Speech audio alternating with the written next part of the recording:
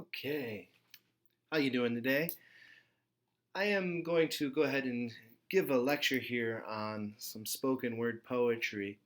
The reason I'm doing that is because for your first speech, you're going to have the option of doing a slam poem, an identity poem, where you'll introduce yourself to the audience through poetic means. Now, this isn't the only option. There's also the traditional speech option. Please read about that in the prompt. But if you're interested in doing the poetry option, this might give you some inspiration or direction in how you might want to shape that poem and create that poem. And it'll also give anybody who's just interested in hearing more about slam poetry some information about this exciting contemporary genre of poetry, one of my favorite genres of poetry. So, to begin with, what we'll be doing in this lecture is I'll be giving you a brief history of slam poetry and the basic elements of slam poetry I'd like to explain.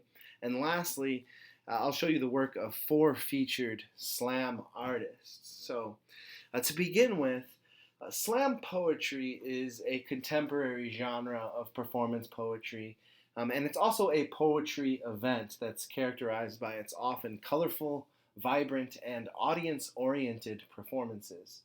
Slam poetry events are competitions, and they usually occur in 3 rounds, with each poet performing a 3 minute or less poem that is then ranked 1 through 10 by a randomly selected panel of judges, and these judges are typically pulled at random from the audience.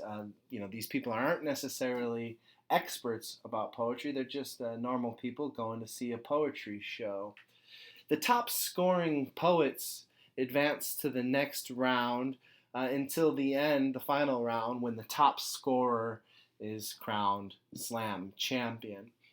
Now, while slam is a particular type of competitive poetry event, it has also inspired a unique style of poetry that has many characteristics that I argue distinguish it from other genres. But before getting into those characteristics, I'd like to give you some history on slam poetry. And in order to do this, I'm going to take both a long view and a short view.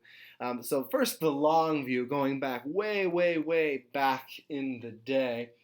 When we perform poetry out loud, we're connected to our most ancient ancestors in a ritual that's as primal, right, as it is creative and new. Our first histories, our first myths and sacred verses were recorded and transmitted through what's called an oral tradition, right? Where one generation is passing it down to the next using the spoken word. Human poets, back in the day, they created sound techniques like rhythm, rhyme, and meter in order to help them memorize these stories, preserve them, and share them with other people more easily. Many cultures throughout history have held the performance poet at the center of communal life. Some examples would be the Greek Homeric bard, who you see pictured here, and the rhapsodes, who would kind of sing poems. The Irish bards, still practicing today in Ireland and throughout Irish history, as well as the African griot, also in practice today, as well as a long, long time ago. And that just names a few of these performance poets. When we perform slam poetry, we are in some ways conjuring up images of these old traditional poets. A more recent, memories of slam, short-term memory of slam, more recent history of it starts in the 80s. Mark Smith is credited with creating slam poetry, and that's him pictured here. The first poetry competition of this kind was organized by this guy, Mark Smith, and it was at the Gitney High Jazz Club in Chicago in 1984. They weren't necessarily calling it slam yet, but they held about 2 years of weekly poetry competitions. And, by 1986, Smith and a few others created a show that they called the Uptown Poetry Slam, and it was held at the Green Mill in Chicago. Interestingly enough, the Green Mill in Chicago is still there, still in operation, and still having slam poetry events to this day. So if you're ever in Chicago, go check it out. It's on the north side, and it also has a jazz scene there, so there's often jazz bands playing. It's 21 and up, just so you know. Now, the Uptown Poetry Slam was the first time that the term slam was applied to this kind of poetry event. And from here, slam starts to catch on in cities across the country.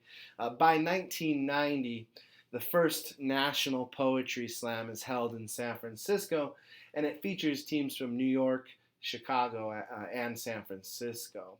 12 years later, in 2002, the first international poetry slam was held in Rome. It sounds like a really cool event from what I read about it. The poets, all speaking different languages, performed their poems in their native languages, and they had the translation of their works into other languages projected behind them.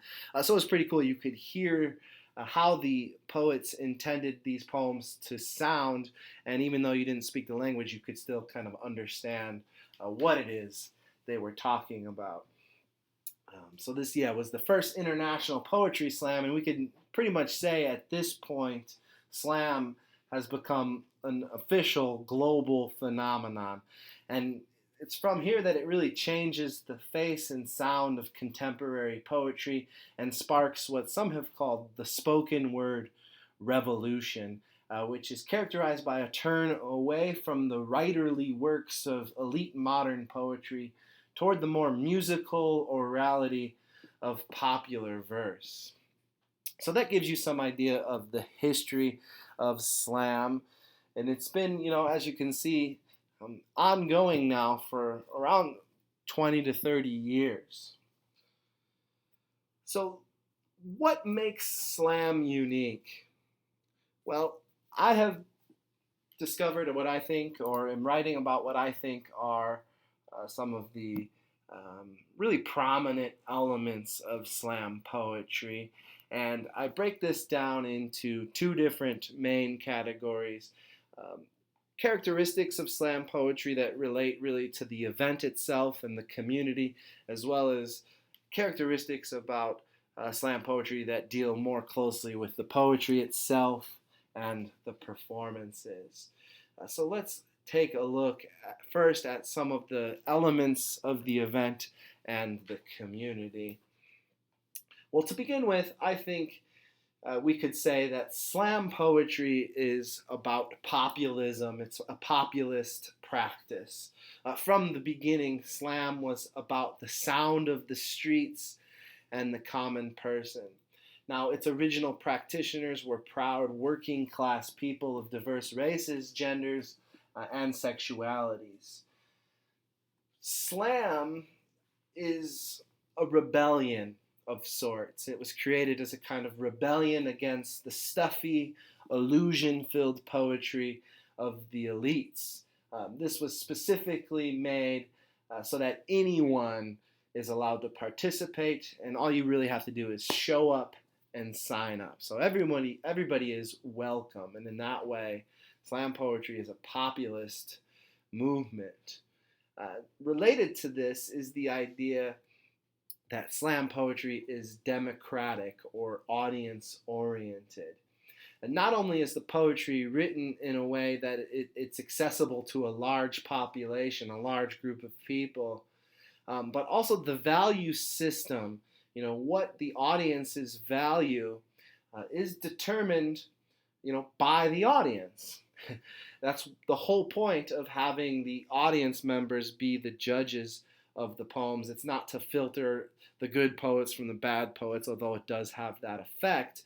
But the point is that we want to encourage poets to create works of art that engage and entertain the masses. And that's what I mean here by democratic or audience-oriented poetry. Slam poetry is often also very political poetry. Slam poetry audiences tend to value overtly political poetry that speaks to the injustices of society. So, topics like racism, sexism, homophobia, sizeism, unfair standards of beauty, sexual freedom, bullying, anti-war, anti-consumerism. These are reoccurring themes that slam poets often write about and that audiences tend to award with points and lots of applause. So political poetry is very engaging in slam poetry audiences. Okay, related to the idea that slam poetry is political is the idea of identity politics. It's a particular type of politics that you'll see often in slam poetry. Slam poetry values diversity.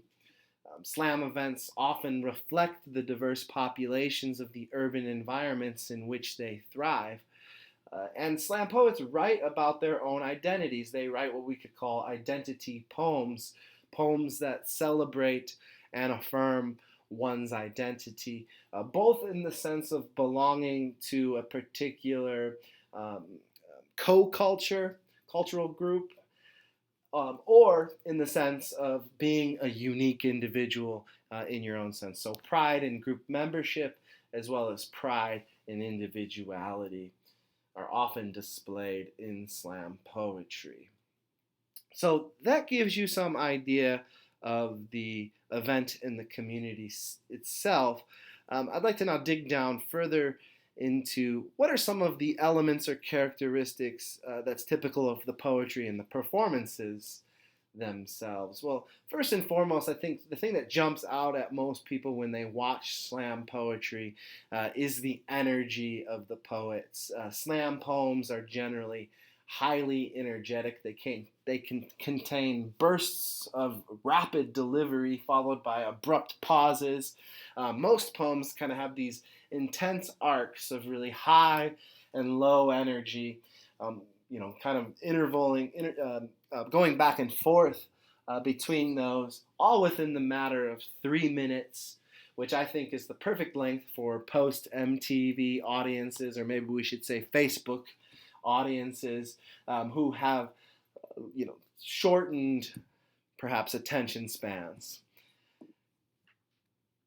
In addition to energy, everyday speech is a pretty common feature of slam poetry. Slam poetry is often composed in the conversational style of the streets or just everyday talk. Colloquialisms and slang are valued over highfalutin language that attempts to place poems above the heads of the audience. While modern poetry often contains allusions to the great canons of literature, so the poetry that you're likely to study in a poetry class in college, we'll refer to things like, Greek mythology, the Bible, and other great works of literature. While modern poetry contains those allusions, slam poetry is more likely to reference the common texts of pop culture, Saturday morning cartoons, comic books, hip hop, all kinds of various more common everyday things, brand names I'm thinking of. These are more common in slam poetry. Presence is an interesting concept that I think is important for understanding what makes slam poetry unique. But it's a little difficult to understand, so let me try to explain it. In addition to the creation of shared meaning, poetry has a material presence that affects how people experience the poems in a more visceral less heady, more bodily kind of way. And this is especially true of slam poetry. There's a theorist, and his name is Hans Gumbricht, and he makes a distinction between what he calls meaning effects and presence effects. And I think this distinction is helpful in understanding how slam is unique. Now, most of us, as Gumbricht would say, are accustomed to talking about meaning, understanding the theme of the poem, the message of the poem. We're really good at talking about this, and chances are, if you take a class on poetry, this is primarily what you'll spend most of your time doing, interpreting the meaning of a poem.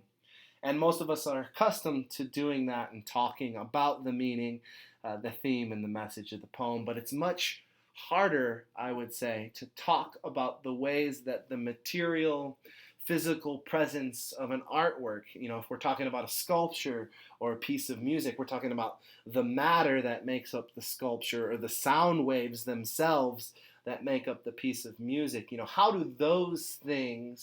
the physical presence of those things impact us as audiences of artwork? We can call these influences presence effects. Poets sweat, they spit and breathe. Their words hit you, their bodies standing before you affect you. And this idea of presence can also relate to the identity politics that I mentioned earlier. Identity poems, a poem about a poet's identity, will resonate with that poet's body as they stand there in the flesh, boldly declaring who they are with their entire bodies. So the poet's presence there really matters in slam poetry. Related to presence is the idea of pose. Slam poets often perform a very confident stance, a kind of coolness and pride in their being. And if you think about it, this is very unpoet in some ways. If we tend to think of poets as kind of awkward introverts, scribbling in their diaries, alone in some dark room, like Emily Dickinson, the recluse, locked away in a cabin somewhere. Even nerdy or shy slam poets, non-traditionally cool slam poets, they perform a very resolute pose that projects confidence in their own uniqueness. Pose, I would say, is related to presence, and it adds to the power of affirmative identity politics in slam poetry. It's an attitude of self-worth, almost braggadocio. And I also see pose as being related to the idea of having poise, which can be defined as a kind of dynamic viscosity. Viscosity is the kind of tension within a liquid, the thing that holds a liquid together, and dynamic means to change. So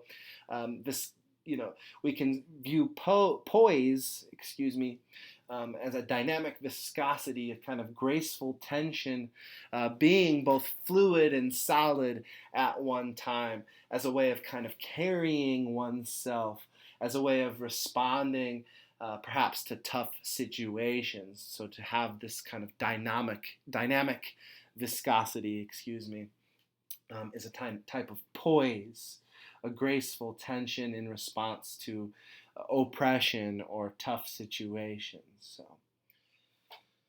I think that's an interesting and hopefully helpful concept for you to think about the kind of attitude that slam poets often take.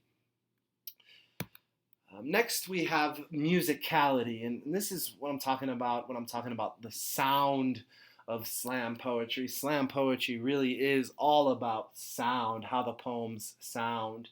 Rhyme, rhythm, alliteration, and even singing are pretty commonplace in slam poetry. Slam poets become drums, beating out their poems in dynamic pulses. Now, I was trained in what was called oral interpretation of poetry, and we were taught to use the paralinguistics, sort of the nonverbal sound of your speech, the different pitch, rhythm, and rhyme, so to speak. We were taught that those things were subordinate to things like character and theme, and we were taught that we should use our voices to try to create particular realistic people in particular real life situations, a kind of delivering of poetry in a very realist kind of way. But this is not necessarily the case in slam poetry. A realistic sound isn't what we're after often. Often we hear musicality for musicality's sake. That is, a poem will sound, a poet will deliver a poem in a certain way acoustically in order to be pleasing to an audience. In slam, the sound is sometimes above or at least equal to the message of the poem. Slam poets try to create pleasing, dynamic, and melodic sounds. And the last element of slam poetry that I'd like to talk about is one that's often forgotten, and that's the idea of memory. Slam poets often memorize their works, and they do this for a very particular reason, mainly that it gives immediacy to their performance. By having your work memorized, you can center the importance of an intimate audience-performer relationship. The slam poet is able to turn their bodies and aim their faces out to the audience rather than down at a piece of paper. Even when a slam poet delivers off of a sheet of paper or with notes, which does happen, the slam poet is very practiced and very familiar with her poem. Slam poets do not read poetry, right, in the sense of using a kind of robotic, boring reading cadence. Slam poets perform poetry. Okay. Well, what I hope you take from this is, well, that slam poetry belongs to everyone. That above all else, slam poetry is a diverse practice that has re-energized the art and craft of poetry by injecting it with a healthy dose of performance. Now, no convenient schema, no set of elements can completely contain and describe slam poetry. And perhaps what I've shown you here reveals more about what I like about slam poetry than anything else. Now, I offer you this list of elements not as a bar that you must pass in order to be qualified as a slam poet or to win a slam poetry competition, but I offer them to you as a set of ideals, something you can strive for as you pick up the practice of slam and make it your own. You know, how you go about telling your story or venting your frustrations or spitting your successes, sharing your dreams in a way that captivates and inspires an audience, that's all for you to explore and discover for yourself. But we can use these elements as well as the example of other slam poets in order to guide us or give us something to aspire for. And so I'd like to share with you the work of four slam stars, if you will. These are relatively popular performers who've had some success in the slam poetry world. And I'd like to talk about each of these after you see them in relation to the elements that I talked about earlier. So the first poet I'd like to show you is Bassie Ikpe. She's a Nigerian poet, Nigerian-American poet, and here you'll see her performing on Def Poetry Jam, which used to be on HBO. This is one of her pieces that's about the immigrant experience. In particular, it's about the pressures you feel as you try to assimilate to a new culture while still hanging on to the old culture, your old culture, your original culture, while maybe passing that on in some ways to the next generation. So this is Bassie Ikpe. From Cross River State, Nigeria, the lovely, beautiful Bassie Ikpe. Today I remember my grandmother as she attempts to connect with her second children. She finds the only English word she knows from somewhere hidden in the belly of her 4'9" body, and instead of "I won't get," she greets us with "bye bye," beckoning us into her thin, clay-colored arms.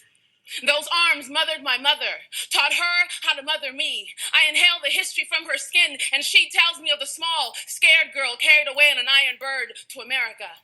Seems like that same bird has returned only to replace that perfect girl with me, this strange, tongue-tied woman, the one that can barely say hello without the clicks and moans, the dips and tones of the white man's language. It breaks my heart to realize that I can only love her clearly in English. But this is not my only tongue. Insolent and heavy with the awkward movements of amber waves, east or west, this is not my village, and my heart still longs for my grandmother's voice, steady and strong, crossing rivers and oceans, rounding buildings of mud, thatched roof, steel, glass, concrete, confusion. Yet I am afraid that it will not find me here in this land, miles from the one that welcomed me into this world, lifetimes before I existed in this cosmopolitan space. Bong nong yi ben yami. Bong nong yi ben yami. What will I teach my children? What will I tell them of where I've been? The earth that shaped me, the hands that held me. What will they call home, and will they hear it if and when it calls them? Oklahoma, D.C., Brooklyn will not help me remember Ikom, Ugep, Calabar. Will also not let me forget fingers sticky with fufu swallowed whole, tongue stinging numb from plantain fried in palm oil, but I have lost the grit and the grain of my grandmother's gari. I can't taste past this nostalgic lump in my throat. I can't stomach the reality of this, my divided culture. African, American. I am everything, and I am nothing. Nigeria is quietly begging me to remember, while America slowly urges me to forget. But it's for my past, it's for my future, it's for my children, and it is for you, my grandmother, that I must always, always remember.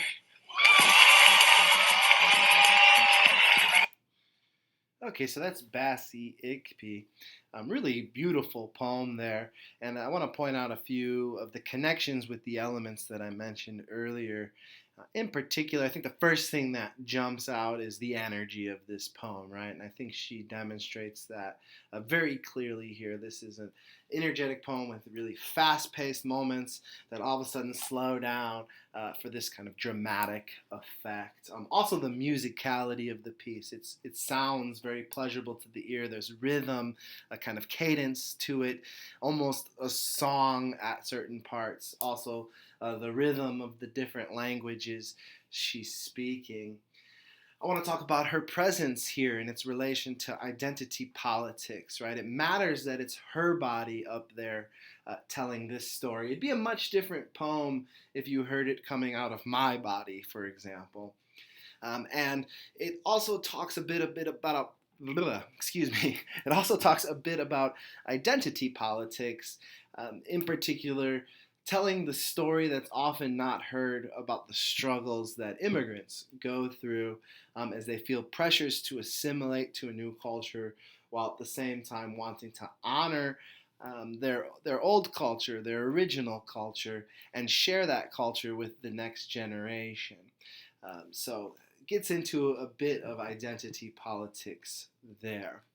Our next slam poet that we'll be looking at is Shane Kozan, and this is a TED Talk, and it's not a traditional slam poem because it's long. It's closer to 9 minutes as opposed to 3 minutes, but this is one of the best spoken word poems I think I've ever seen. It's very moving. I want you to brace yourselves because he's going to talk a bit about depression and bullying and self-harm that's often done when someone is being bullied. So anyways, prepare yourself for that. But this is a very moving and beautiful performance. You'll see that it's set to music and it has a nice slideshow of images going behind it. But here is Shane Kozan and his poem.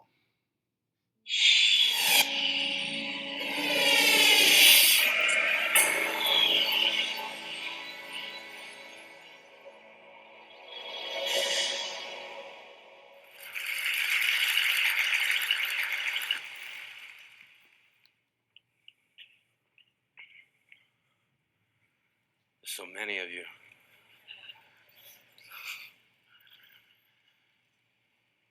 When I was a kid, I hid my heart under the bed because my mother said, if you're not careful, someday someone's going to break it. Take it from me, under the bed is not a good hiding spot. I know because I've been shot down so many times, I get altitude sickness just from standing up for myself. But that's what we were told. Stand up for yourself. That's hard to do if you don't know who you are. We were expected to define ourselves at such an early age. And if we didn't do it, others did it for us. Geek, fatty, slut, fag. And at the same time we were being told what we were being asked, what do you want to be when you grow up? I always thought that was an unfair question. It presupposes that we can't be what we already are. We were kids. When I was a kid, I wanted to be a man. I wanted a registered retirement savings plan that would keep me in candy long enough to make old age sweet. When I was a kid, I wanted to shave. Now, not so much. When I was 8, I wanted to be a marine biologist. When I was 9, I saw the movie Jaws and thought to myself, no thank you. When I was 10, I was told that my parents left because they didn't want me. When I was 11, I wanted to be left alone. When I was 12, I wanted to die. When I was 13, I wanted to kill a kid. When I was 14, I was asked to seriously consider a career path. I said, I'd like to be a writer. And they said, choose something realistic. So I said, professional wrestler. And they said, don't be stupid. See, they asked me what I wanted to be, then told me what not to be. And I wasn't the only one. We were being told that we somehow must become what we are not, sacrificing what we are to inherit the masquerade of what we will be. I was being told to accept the identity that others will give me. And I wonder what made my dreams so easy to dismiss. Granted, my dreams are shy because they're Canadian. My dreams are self-conscious and overly apologetic. They're standing alone at the high school dance and they've never been kissed. See, my dreams got called names too. Silly, foolish, impossible. But I kept dreaming. I was going to be a wrestler. I had it all figured out. I was going to be the garbage man. My finishing move was going to be the trash compactor. My saying was going to be, I'm taking out the trash.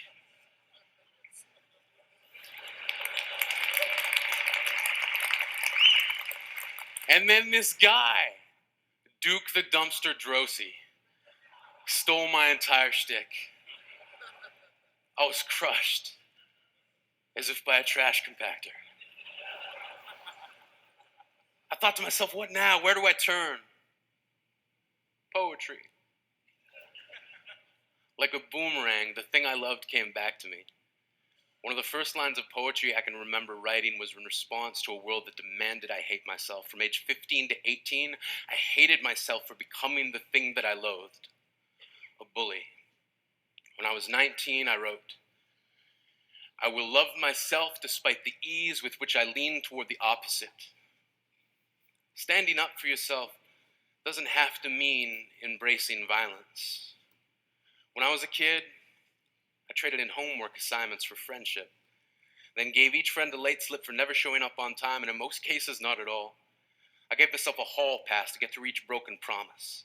And I remember this plan born out of frustration from a kid who kept calling me Yogi, then pointed to my tummy and said, too many picnic baskets. Turns out it's not that hard to trick someone. And one day before class, I said, yeah, you can copy my homework. And I gave him all the wrong answers that I'd written down the night before. He got his paper back expecting a near-perfect score and couldn't believe it when he looked across the room at me and held up a 0.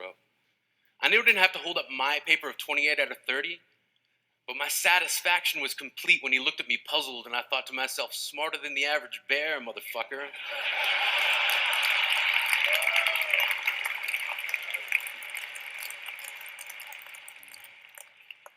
This is who I am. This is how I stand up for myself. When I was a kid, I used to think that pork chops and karate chops were the same thing. I thought they were both pork chops. And because my grandmother thought it was cute and because they were my favorite, she let me keep doing it. Not really a big deal. One day, before I realized fat kids are not designed to climb trees, I fell out of a tree and bruised the right side of my body. I didn't want to tell my grandmother about it because I was scared I'd get in trouble for playing somewhere I shouldn't have been. A few days later, the gym teacher noticed the bruise and I got sent to the principal's office. From there, I was sent to another small room with a really nice lady who asked me all kinds of questions about my life at home. I saw no reason to lie. As far as I was concerned, life was pretty good. I told her whenever I'm sad, my grandmother gives me karate chops.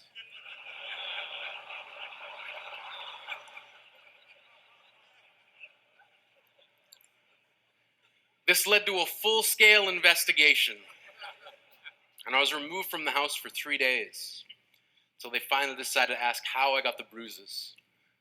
News of this silly little story quickly spread through the school, and I earned my first nickname, Pork Chop. To this day, I hate pork chops.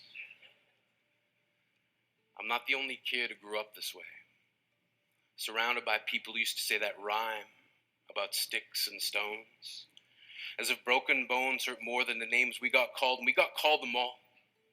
So we grew up believing no one would ever fall in love with us, that we'd be lonely forever, that we'd never meet someone to make us feel like the sun was something they built for us in their tool shed.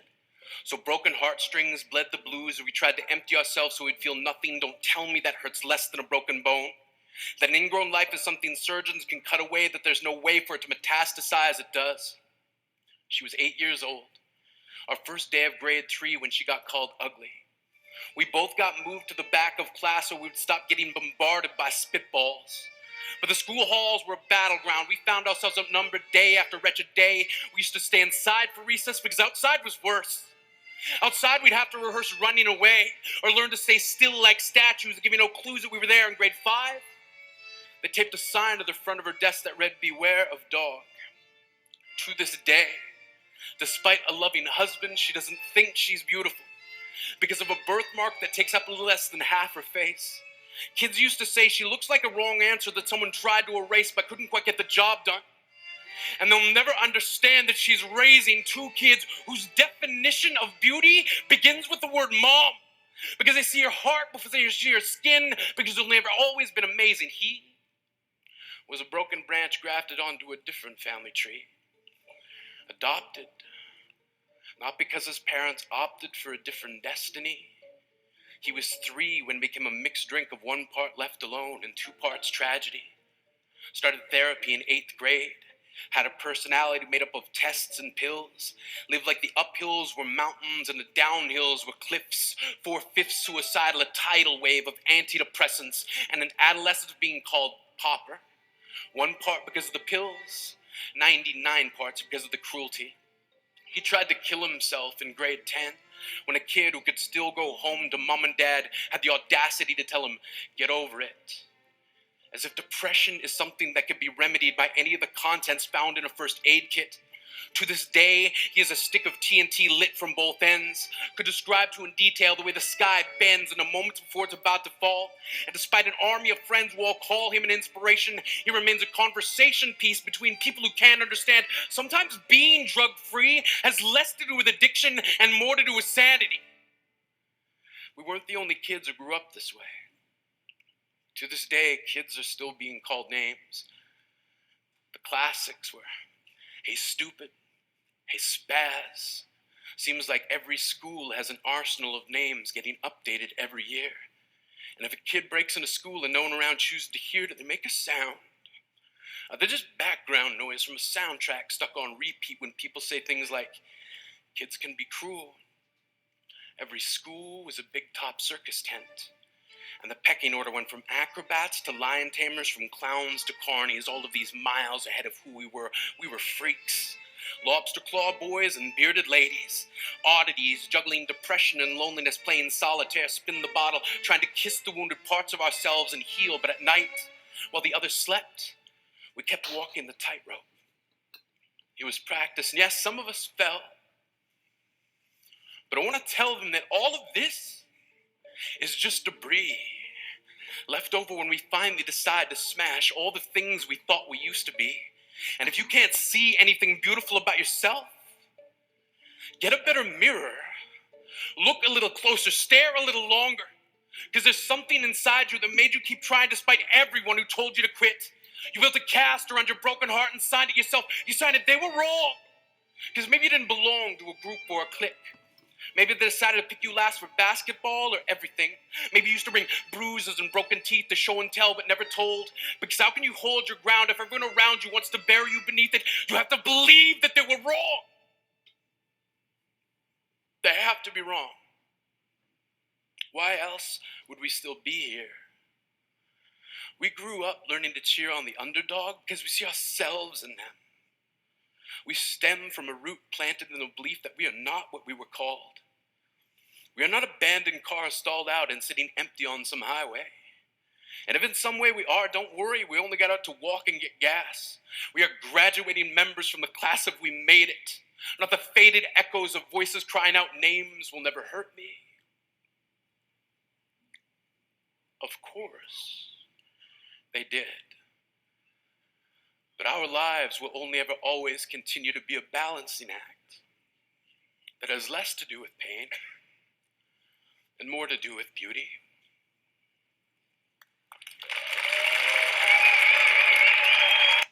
So that is Shane Koizan. Really beautiful poem. I think that speaks for itself. But quickly about it, I want to point out his presence there, right? His pose, his confident stance, his vocal presence, a very booming voice that fills the room, says a lot about his confidence in his pride in who he is. And then lastly, I want to point out the use of everyday speech throughout this, in particular the reference to Yogi Bear and karate chops and pork chops, things like that. So it's a well-written poem, highly metaphorical, but at the same time very accessible in its references and allusions. Our next poet that we'll be looking at is Andrea Gibson. She's a wonderful poet. I actually had her come out to a school I was teaching at in Pennsylvania and do a performance, and I got to meet her and work with her. This is a poem that she's talking about the issue of marriage equality, and I'll just go ahead and hit play as I think this too speaks for itself. So here is Andrea Gibson.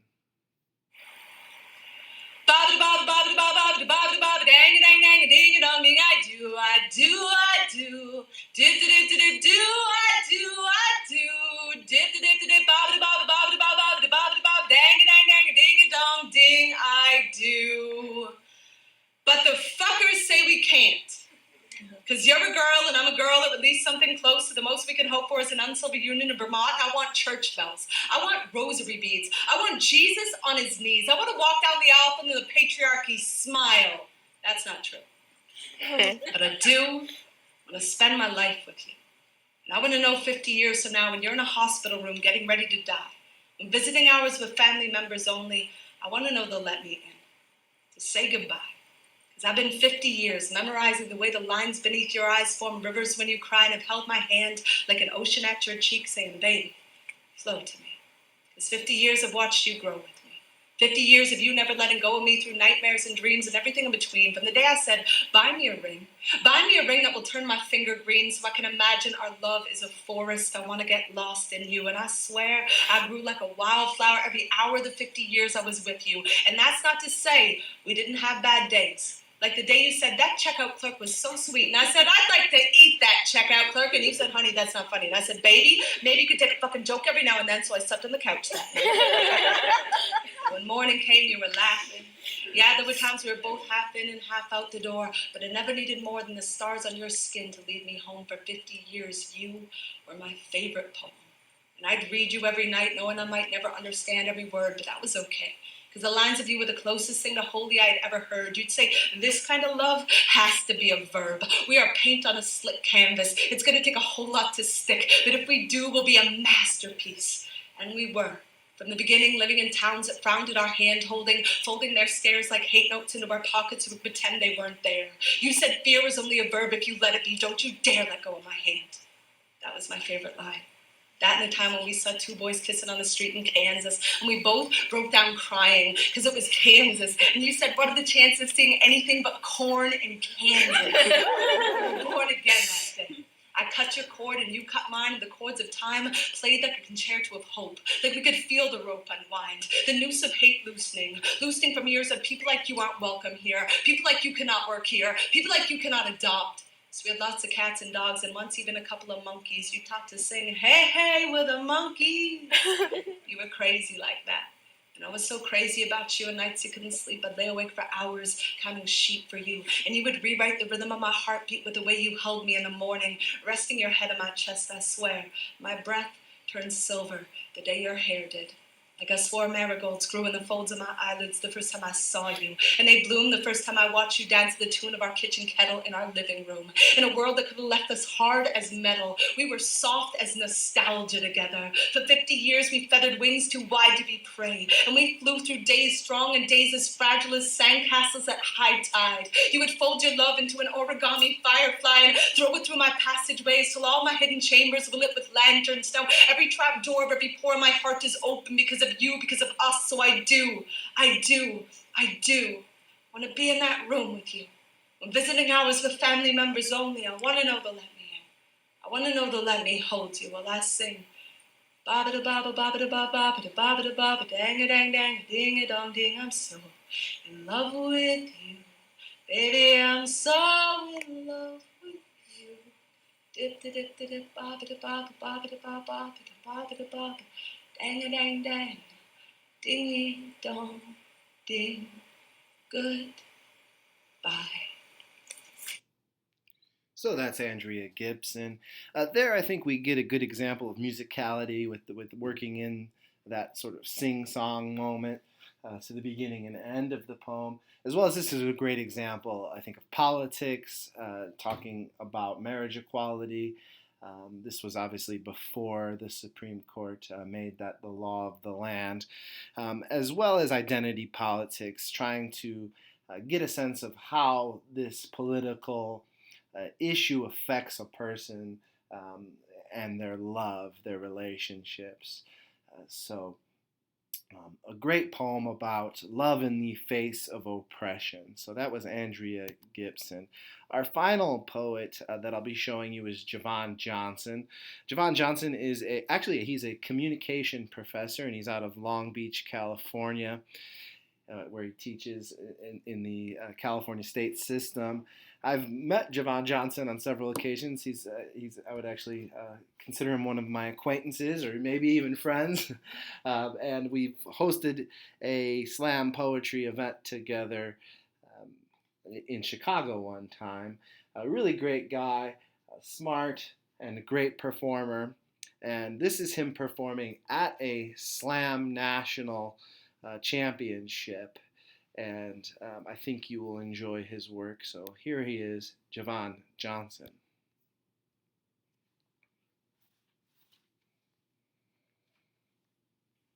So I'm driving down the street with my 4-year-old nephew. He knocking back a juice box, me a Snapple. Today, y'all, we are doing manly shit. I love watching the way his mind works. He asks a million questions. Uncle, why is the sky blue? Uncle, how do cars go? Uncle, why don't dogs talk? Uncle, uncle, uncle. He asks uncle, uncle, uncle. He asks uncle, uncle, uncle, as if his voice box is a warped record. I try my best to answer every question I do. I say it's because the way the sun lights up the outer space is because engines make the wheels go. It's because their minds aren't quite like ours. I say yes, no, no, yes, no, yes, no. I don't know. Who knows? Maybe we laugh.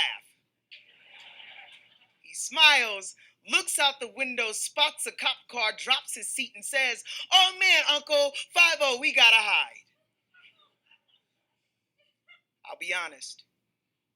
Not happy with the way we raise our black boys. Don't like the fact that he learned to hide from the cops well before he knew how to read. Angrier that his survival depends more on his ability to deal with authorities than it does his own literacy. Get up, I yell at him. In this car, in this family, we are not afraid of the law. I wonder if he can hear the uncertainty in my voice. is today the day he learns that Uncle is willing to lie to him. That I'm more human than I am hero. We both know the truth is far more complex than do not hide. Both know too many black boys who disappeared, names lost, know too many Trayvon Martins, Oscar Grants, and Abner Louimas, know too many Sean Bells and Amadou Diallos, know too well that we are the hard-boiled sons of Emmett Till still. We both know it's not about whether or not the shooter is racist. It's about how poor black boys are treated as problems well before we're treated as people. Black boys in this country cannot afford to play cops and robbers if we're always considered the latter. Don't have the luxuries of playing war if we're already in one. Where I'm from, seeing cop cars drive down the street feels a lot like low-flying planes in New York City. Where I'm from, routine traffic stops are more like minefields. Any wrong move could very well mean your life. And how do I look my nephew in his apple face and tell him to be strong when we both know black boys who are murdered every day simply for standing up for themselves? I take him by the hand, I say be strong. I tell him, I say be smart. Be kind and polite. Know your laws. Be aware of how quickly your hand moves to pocket for wallet or ID. Be more aware of how quickly an officer's hand moves to holster for gun. Be black. Be a boy. Have fun. Because this world will force you to become a man far more quickly than you'll ever have to need to. He lets go of my hand, but Uncle, he asks, Uncle, what happens if the cop is really me? And it scares me to know that he, like so many other black boys, is getting ready for a war I can't prepare him for.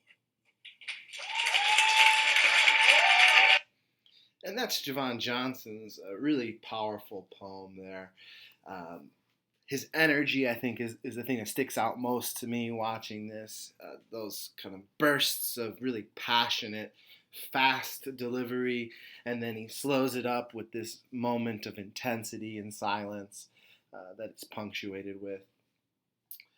So that gives you a sense, I hope, of some of the slam stars that are out there. I would highly recommend going onto YouTube. Check out Def Poetry Jam. There's tons of videos on YouTube of slam poets doing their work. I hope this was an inspiring little lecture and discussion, and I hope that you are thinking about perhaps taking up slam poetry or performance poetry into your own practice, and maybe even using this for the first assignment, speech number 1. So have a great day.